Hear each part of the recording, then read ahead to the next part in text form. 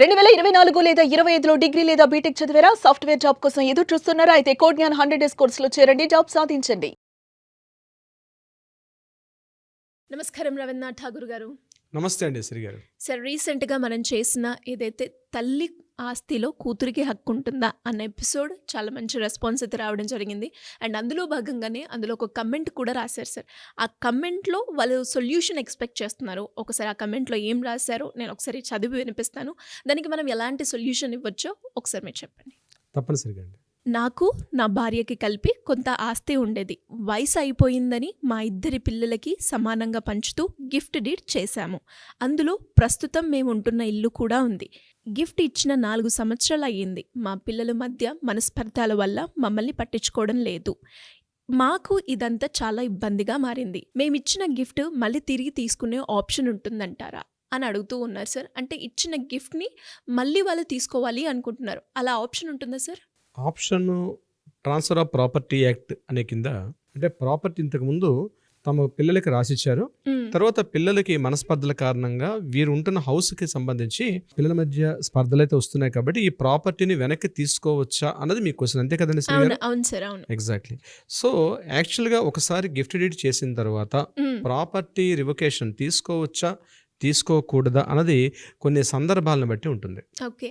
ముఖ్యంగా ఏదైతే gift deed అని మనం రాసుకుంటామో ఇది 1908 ప్రకారం, అంటే రూల్ ప్రకారం ప్రతి ప్రాపర్టీని గిఫ్ట్ డీడ్ని కూడా సేల్ డీడ్ రిజిస్ట్రేషన్ చేయాల్సిన అవసరం అయితే ఉంటుంది రిజిస్ట్రేషన్ ఆఫీసులో.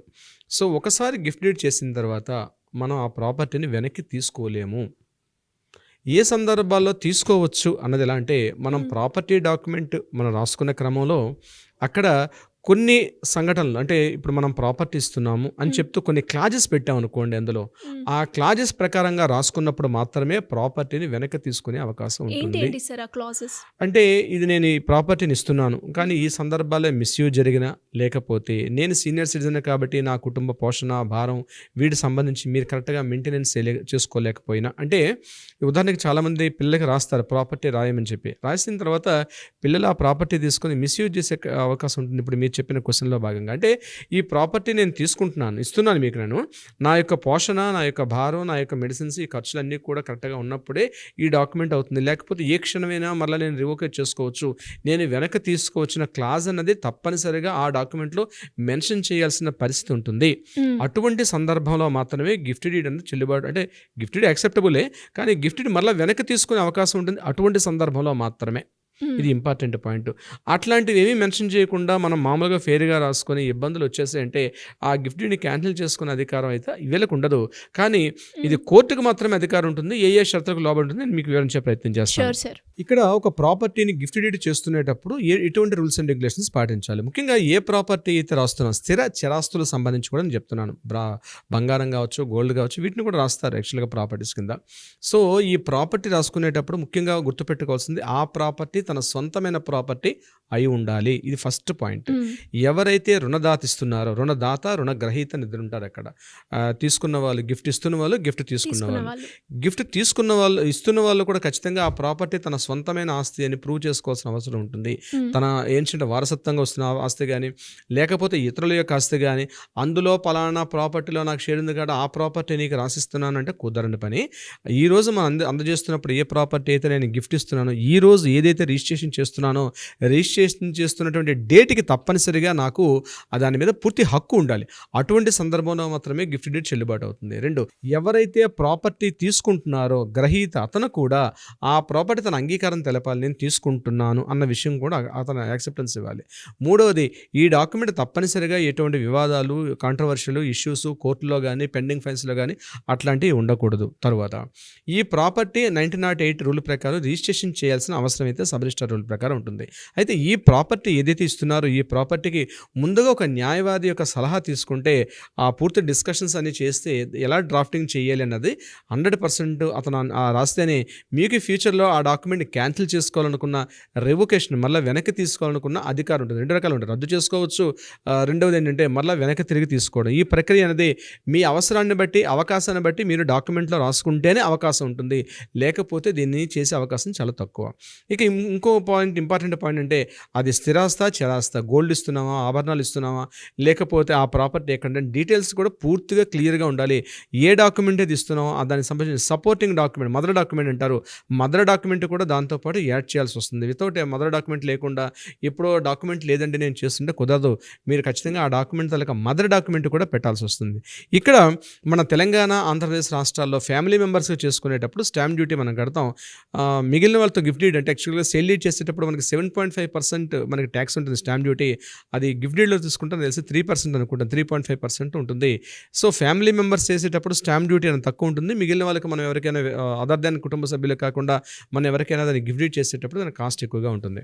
ఇంకొకటి, మనం సంస్థకి ఇస్తున్నామా, వ్యక్తులకు ఇస్తున్నామా, ఆ సంస్థలకు సంబంధించినటువంటి పాన్ కార్డ్స్ కానీ, ఆధార్ కార్డ్స్ కానీ అన్నీ కూడా మనం సబ్మిట్ చేయాల్సి వస్తుంది. సంస్థల ప్రకారం అయితే వ్యక్తిగతంగా చేసినా సరే ఆ డీటెయిల్స్ అన్నీ కూడా ఇవ్వాల్సి వస్తుంది.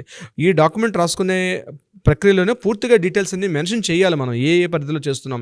ఇప్పుడు నేను చెప్పాను, మీరు ఇంత క్వశ్చన్ వేసినట్టుగా సీనియర్ సిటిజన్స్ అయ్యే క్రమంలో అయితే మాత్రం తప్పనిసరిగా ఏ క్లాస్ ప్రకారం నేను మళ్ళీ వెనక్కి తీసుకుంటాను అన్న క్లాస్ ఉన్నప్పుడు మాత్రం మెన్షన్ చేయాలి. అప్పుడు మాత్రం ఉంటుంది. ఇక నెంబర్ 2, కోర్టు కేసుల్లో అంటే ఏ పరిస్థితుల్లో దీన్ని క్యాన్సిలేషన్ చేసుకోవచ్చు అన్నది కూడా ఉంటుంది. క్యాన్సిలేషన్ వ్యక్తిగతంగా సబ్ రిజిస్ట్రార్ డైరెక్ట్గా చేసే అధికారం లేదు. రిజిస్ట్రేషన్ చేసే అధికారం తప్పించి దాన్ని క్యాన్సిలేషన్ చేసే అధికారం మాత్రం సబ్ రిజిస్ట్రార్కి లేదు. సో కోర్టు త్రూగా మాత్రమే మనం దాన్ని పూర్తిగా క్యాన్సిలేషన్ కానీ లేకపోతే రివోకేట్ చేసే అధికారం ఉంటుంది. అది కోర్టులో వాద్యం వేయాలి, మనం కోర్టులో ఫైల్ చేయాల్సి వస్తుంది. అంటే ఎందుకు కోర్టులో వస్తుందంటే ముఖ్యంగా ఈ యొక్క గిఫ్ట్ డీల్ ఎక్కడ సమస్య వస్తుందంటే సీనియర్ సిటిజన్స్ విషయంలో వస్తుంది. పెద్దవాళ్ళు పిల్లలకి ఏదో ప్రేమతో రాసేసి ఉంటారు, లేదా పెద్ద పిల్లవాళ్ళకి ఎక్కువ, చిన్న పిల్లలు తక్కువ, ఇట్లాంటి రాస్తుంటారు. కాబట్టి ఇటువంటి సందర్భాల్లో ప్రాబ్లమ్స్ వచ్చేటప్పుడు అది కోర్టు ముఖతహా పెట్టి నాకు ఈ రకంగా ఇబ్బందులు కలుగుతుంది అని చెప్పి కోర్టుకి అప్లై చేసుకుంటే కోర్టు నుంచి వచ్చినటువంటి జడ్జిమెంట్ ప్రకారంగా మాత్రమే దాన్ని మనం క్యాన్సిలేషన్ చేయాలన్నా, రివోకేషన్ చేయాలన్నా కూడా అధికారం అయితే ఉంటుంది. సో వితౌట్ అనే కోర్టు గైడెన్స్ లేకుండా దీన్ని అయితే చేసే అధికారం అయితే ఉండదు శ్రీ గారు. సో అందుకనే నేను ఏం చెప్తానంటే ముఖ్యంగా గిఫ్ట్ డీడ్స్ రాసుకునేటప్పుడు ఒక న్యాయవాది సలహా సంప్రదింపులకు చాలా అవసరం, కంపల్సరీ. ఇక్కడ మనం ఫ్యామిలీ మెంబర్స్కి ఇస్తున్నామా, బయట వాళ్ళకి ఇస్తున్నాం, ఇంపార్టెంట్. ఫ్యామిలీ మెంబర్స్కి స్టాంప్ డ్యూటీ తక్కువ అవుతుందని చెప్పి మనం వేరే అదర్స్ అండ్ పర్సన్స్ని కూడా మన ఫ్యామిలీ మెంబర్ అని సూచిస్తూ కూడా చేసే కొన్ని దృష్టాంతాలు, కొన్ని ఎగ్జాంపుల్స్ కూడా మాకు వచ్చాయి. కానీ అట్లాంటి చాలా ఇబ్బందుల్లో పడతారు. అప్పుడు టోటల్ ప్రాపర్టీ కూడా ఇంజక్షన్ పిటిషన్లో టోటల్ ప్రాపర్టీ కూడా హోల్డ్ అయ్యే అవకాశం ఉంటుంది. కాబట్టి మీరు డెఫినెట్గా దాన్ని ఏ రకంగా రాస్తున్నారు, ఏ సందర్భాన్ని రాస్తున్నారు, ఆ యొక్క డీటెయిల్స్ కూడా మెన్షన్ చేసుకుంటే మంచిది. బట్ నేను చెప్పేది అంటే ముఖ్యంగా సీనియర్ సిటిజన్స్ మీ పిల్లల మీద ఎంత ప్రేమ ఉండేటప్పుడు కూడా ఈ క్లాజ్ మెన్షన్ చేసుకోండి. అప్పుడే మీరు సేఫ్ జోన్లో ఉండే అవకాశం ఉంది. ఎంత ప్రేమ మీ కొడుకే కావచ్చు, కూతురే కావచ్చు, కానీ ఈ క్లాజ్ మెన్షన్ చేయాలి. ఎందుకు మళ్ళీ నన్ను ఒకవేళ మెయింటైన్ చేయకపోతే ఈ ప్రాపర్టీ వెనక్కి తీసుకుంటాను గిఫ్ట్ డీడ్ చేసేటప్పుడు ఆ క్లాజ్ మెన్షన్ చేస్తేనే అవకాశం ఉంటుంది. అంటే ఇప్పుడు మనం చూసుకున్నట్లయితే ఇప్పుడు మనం అడిగిన ప్రశ్నలో సమాధానం వాళ్ళు ఈ క్లాజ్ అన్నది మెన్షన్ చేశామో లేదా అని చెక్ చేసుకుంటే ఒకవేళ మెన్షన్ చేస్తే వాళ్ళు తీసుకునే ఆప్షన్ ఉంటుందంటారు. అంతేనండి. ఆ క్లాజ్ ఉంటేనే తీసుకునే అవకాశం ఉంటుంది. ఆ క్లాజ్ మెన్షన్ చేయకుండా గిఫ్ట్ డీడ్ వస్తే 80% వెనక్కి తీసుకునే అధికారం అయితే లేదు దీనికి సంబంధించి. అండ్ అలాగే సార్ గిఫ్ట్ డీడ్ ఎవరెవరికి ఇచ్చే ఆప్షన్ ఉందంటారు సార్? గిఫ్ట్ డీడ్ ఎవరికైనా ఇవ్వచ్చండి. కుటుంబ సభ్యులకి ఇవ్వచ్చు, బయట వాళ్ళకి ఇవ్వచ్చు. అది ఖచ్చితంగా అది తన స్వార్జితమైనటువంటి ఆస్తి ఉండాలి. ప్రాపర్టీ మనకి ఏన్షియల్ ప్రాపర్టీ అంటే మనకు పూర్వీకుల నుంచి వచ్చే ఆస్తిని మాత్రం గిఫ్ట్ డీడ్ చేసే అధికారం లేదు. ఒకవేళ మీరు ఆ మొత్తం పార్టిషన్స్ అయిపోయిన తర్వాత ఆ ప్రాపర్టీ పార్టిషన్ డీడ్ అయిన తర్వాత అప్పుడు మీరు ఇచ్చుకునే అధికారం ఉంటుంది. కానీ గిఫ్ట్ డీడ్లో అప్పుడు పార్టిషన్స్ అయినా సరే మళ్ళీ మీ కుటుంబ సభ్యుల యొక్క సంతకాలు కంపల్సరీ అవసరం. మీ పిల్లలు, మీ ఆడపిల్లలు ఉంటే ఆడపిల్లలు, మీ ఇంట్లో ఉన్న ఎవరైనా వాళ్ళ యొక్క సమ్మతి అవసరం. లేకపోతే అది కూడా మీకు గిఫ్ట్ ఇచ్చే అధికారం లేదు. కాబట్టి తప్పనిసరిగా గిఫ్ట్ డీడ్ ఇచ్చేటప్పుడు ముందు గుర్తుపెట్టుకోవాల్సింది మీ స్వార్జితమండి. మీరు ఓన్గా మీ ఓన్ ప్రాపర్టీ, అది మనకి మీ ఓన్ ప్రాపర్టీ మాత్రమే మీరు ఇవ్వగలుగుతారు తప్ప మీరు మిగిలిన ప్రాపర్టీని గిఫ్ట్ డీడ్ చేసే అధికారం లేదు. Anyways great information sir. So మరి అలాగే ఎవరికైనా కూడా లీగల్ పరంగా, ఆస్తి పరంగా ఎలాంటి ఇష్యూస్ ఉన్నా కూడా మాకు లీగల్గా గైడెన్స్ కావాలి అనుకునే వాళ్ళు కావచ్చు, లేదు అంటే ప్రీ మ్యారిటల్ కౌన్సిలింగ్ గురించి ఎవరైనా కూడా, అంటే మా ఇద్దరికి రిలేషన్షిప్ జర్నీ బాగానే ఉంటుందా, మేము పెళ్లి చేసుకోబోతున్నాం, ఈవిడ నాకు సెట్ అవుతుందా, ఇలాంటి రకరకాల ఇష్యూస్ అయితే మనం చూస్తూ ఉన్నాము. అండ్ చాలా వరకు ఎక్కువగా డివోర్స్ చూస్తూ ఉన్నాం. అలా కాకుండా ఉండడానికి ఒక మంచి జర్నీని మేము తీసుకెళ్ళాలి ముందుకు అనుకునే వాళ్ళు ఎవరైనా కూడా ప్రీ మ్యారిటల్ కౌన్సిలింగ్ గురించి కావచ్చు, లేదు అంటే ఆస్తిలో ప్రాపర్టీ ఇష్యూస్ గురించి ఒక లీగల్ అడ్వైస్ కావాలి అంటే ఏ రకంగా మిమ్మల్ని అప్రోచ్ అయ్యే ఛాన్స్ ఉందంటారు sir? Very interesting question Shri గారు. చాలామంది ఈ మధ్యకాలంలో పెరిగిన టెక్నాలజీ అనుగుణంగా ఈ చాట్ జీపీటీ కావచ్చు, లేకపోతే మోడర్న్ టెక్నాలజీ ఉపయోగించి కూడా దీనికి లాయర్‌తో సంబంధం ఏముంది? డ్రాఫ్టింగ్ మనమే చేసేసుకోవచ్చు గదా! మనం అడిగిన క్వెషన్స్ అన్ని పెడితే మనకి చాట్ జీపీటీ ఇస్తుందని చెప్పి డ్రాఫ్టింగ్ చేసి కూడా తర్వాత లీగల్ ఇష్యూస్ వచ్చిన అవకాశాలు చాలా ఉన్నాయి. మెడికల్ ఒకటి, లీగల్ ఈ 2 కూడా గుర్తుపెట్టుకోండి. ఎట్టి పరిస్థితుల్లో కూడా మన సొంత పరిజ్ఞానంతో డాక్యుమెంట్లు రాయకూడదు. ఈవెన్ దో చాట్ జీపీటీలో అయినా సరే. ఎందుకంటే చిన్న అంటే పర్సన్ టు పర్సన్ కూడా మారిపోతుంది. అదే మెడిసిన్ ఇప్పుడు డాక్టర్ గారు ఏం చేస్తారు? మెడిసిన్ ఒకటే, డోసేజ్ మారుస్తారు.